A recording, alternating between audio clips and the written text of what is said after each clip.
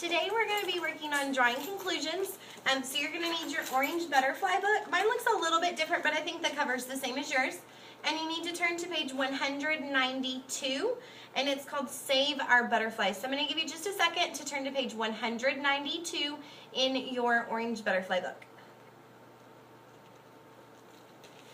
Okay, so everybody should be there, and what we're going to do is we're going to work on drawing conclusions. So Ms. Kuntz is going to actually go over some details and conclusions with us as we read. So the reason that we work on drawing conclusions is because it helps us with our comprehension, which is just our understanding of the story. So you're going to want to stop and you're going to want to ask yourself questions and reread to come up with details. This is an expository writing, meaning that it's nonfiction, it's real, it's true information.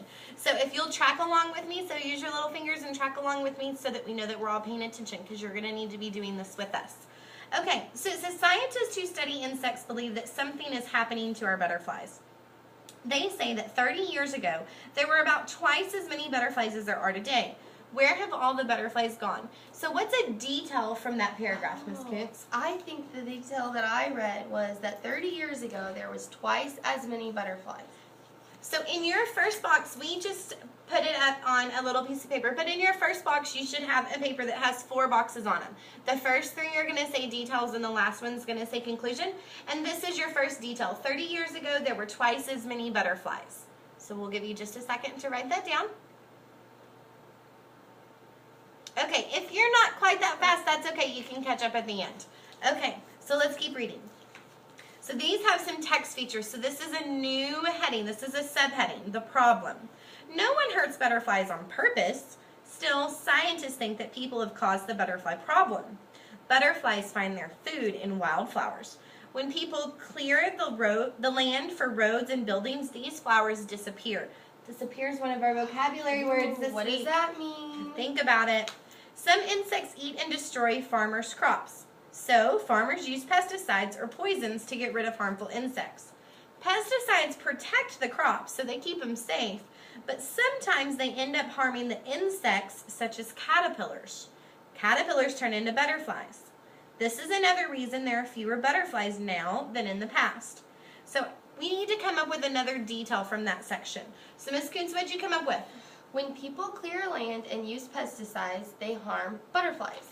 So this should go in your second box, your second detail box.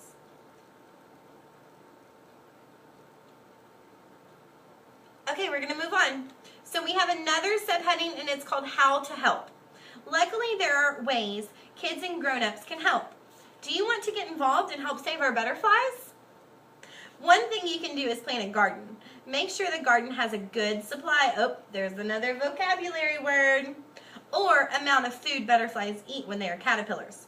Different kinds of caterpillars eat different plants. Monarch butterflies. Those are the Texas butterfly. Did you know the state insect? I didn't know that. Mm-hmm. Monarch butterfly caterpillars eat milkweed. Black swallowtail caterpillars eat parsley, dill, or carrot leaves. Find out what kind of butterflies live in your area and make sure to supply that kind of food. To supply the kind of food that they eat. As caterpillars, make sure that pesticides are not used nearby too. One more thing. Some kids like to capture butterflies with nets. I don't like to touch bugs. Okay, butterflies with nets. They catch them and put them in a jar or other enclosure. Unfortunately, it's easy to hurt a butterfly when you catch it. Its wings are torn easily. But instead, you can enjoy these beautiful insects from a distance. So leave them in nature is what I think it's trying to tell us. So what's our last detail, Ms. Kuntz? You can help by planting a garden and not catching butterflies. So that should be your third detail. So now that we've read our whole story, I want you to think for just a second. I'm going to give you about 13 seconds. And I want you to think, based on the 3 details that we've given you and that you should have found also, what could our conclusion be? What is this passage really trying to tell us? What information do we need to know?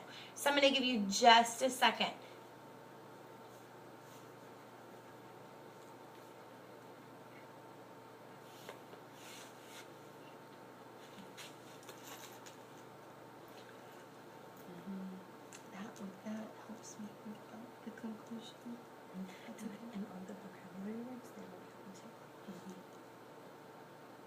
Okay, we have our conclusion. I hope you have yours too.